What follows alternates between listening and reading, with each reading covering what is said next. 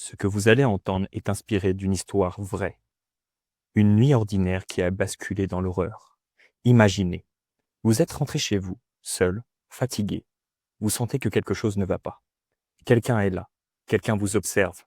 Ce soir, je vais vous raconter l'histoire de Thomas et de l'homme dans le couloir. Fermez la porte à clé, baissez la lumière et écoutez bien. Quand Thomas repense à cette nuit-là, il sent encore son cœur battre au creux de sa gorge, comme si son corps n'avait jamais vraiment oublié. Il avait 22 ans à l'époque, étudiant à Montpellier, vivant seul dans un petit studio au 4e étage d'un vieil immeuble sans ascenseur. Le bâtiment avait ce charme décrépit typique des vieux quartiers, les murs hasardés, les escaliers grinçants et surtout, ce couloir interminable qui menait à son appartement. L'éclairage y était parcimonieux, vacillant sous des néons vieillissants. Pourtant, malgré l'ambiance un peu sinistre, Thomas s'y est toujours senti relativement en sécurité. Ce soir-là, il était rentré tard d'un projet universitaire. Il était presque minuit lorsqu'il avait franchi la lourde porte d'entrée de l'immeuble. Tandis qu'il gravissait les marches deux à deux, il avait ressenti pour la première fois une impression étrange, celle d'être observé. Il avait brièvement balayé l'escalier du regard, mais il n'y avait, comme toujours, que le vide et le silence. Arrivé au 4e étage, il avait sorti ses clés, prêt à entrer rapidement chez lui. C'est à ce moment précis qu'il l'a vu. Au bout du couloir, une silhouette immobile.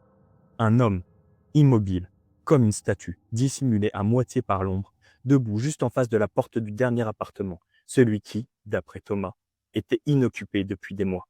Il avait d'abord cru à un voisin ou à un SDF cherchant un abri. Il avait même esquissé un sourire poli, sans réponse en retour. La silhouette restait parfaitement figée, ce qui, à cette heure avancée, lui avait donné un frisson malvenu. Tentant de paraître détendu, Thomas avait inséré rapidement sa clé dans la serrure, mais ses mains tremblaient légèrement.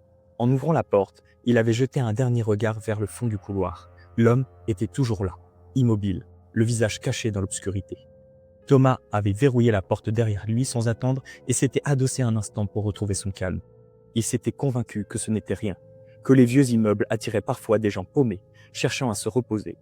Il avait allumé toutes les lumières, mis de la musique et s'est fait couler un bain chaud. Une heure plus tard, alors qu'il lisait distraitement allongé sur son canapé, il avait entendu des bruits sourds contre la porte. 3 coups lents, puis un silence de plomb. Son cœur s'était emballé. Il avait coupé la musique et écouté. Chacun de ses muscles était tendu. Il n'avait rien d'autre que le bourdonnement électrique du frigo. Hésitant, il s'est approché de la porte et avait collé son œil au Judas. Personne. Le couloir paraissait désert. Peut-être un mauvais coup de vent.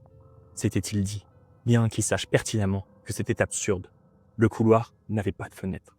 Il avait tenté de se convaincre de dormir, mais à peine les lumières éteintes, les coups avaient repris, plus fort cette fois, 3 coups secs, insistants. Thomas avait bondi hors de son lit, l'adrénaline inondant ses veines.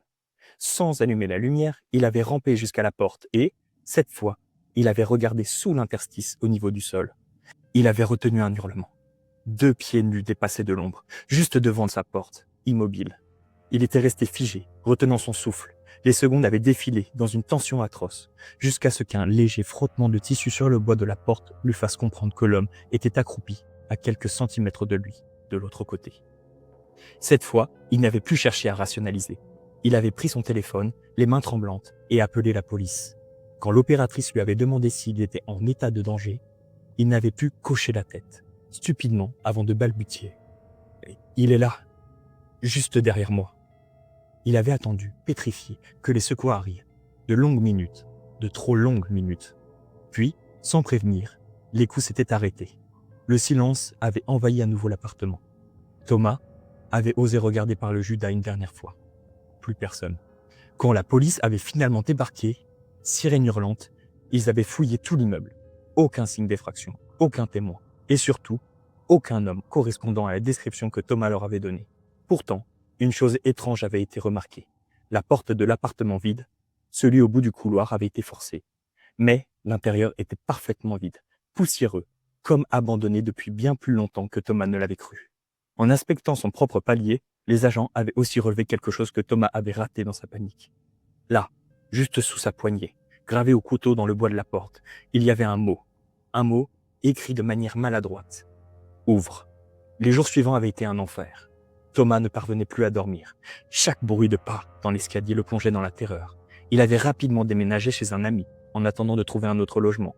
Et quelques semaines plus tard, alors qu'il essayait de tourner la page, il a reçu un appel de la police. Ces derniers pensaient avoir retrouvé l'homme. Un vagabond arrêté dans un autre quartier, en train de rôder autour d'un immeuble résidentiel. Lorsqu'ils l'avaient fouillé, ils avaient découvert, dans son sac plastique, plusieurs objets inquiétants. Du ruban adhésif, un couteau de cuisine et un double de clés. Pas celle de Thomas, heureusement, mais l'enquête avait relevé qu'il avait déjà sévi dans d'autres immeubles. Il repérait ses cibles, souvent jeunes et seuls, attendait patiemment dans les parties communes pendant des heures, jusqu'à ce que quelqu'un finisse par céder et lui ouvrir. Ce soir-là, s'était dit Thomas, il avait eu de la chance. Il n'avait pas ouvert. Mais il savait, au fond de lui, qu'il n'était pas passé loin d'une fin beaucoup plus terrible. Depuis, il ne passe jamais devant une porte sans jeter un œil discret sous l'interstice, juste au cas où. Thomas a eu de la chance ce soir-là, vous ne trouvez pas? Mais combien d'autres n'ont pas eu cette chance et n'ont pas pu verrouiller leur porte? Si cette histoire vous a glacé le sang, dites-le moi en commentaire. J'aimerais savoir ce que vous auriez fait à sa place. Et si vous avez vécu, vous aussi, quelque chose d'étrange, d'inexpliqué ou de dérangeant, écrivez-moi. Mon adresse est en description. Peut-être que votre histoire deviendra la prochaine vidéo. Merci d'avoir écouté. Je compte sur vous pour vous abonner et aimer la vidéo si c'est le cas. Et surtout, restez prudent. On ne sait jamais qui pourrait attendre juste derrière votre porte.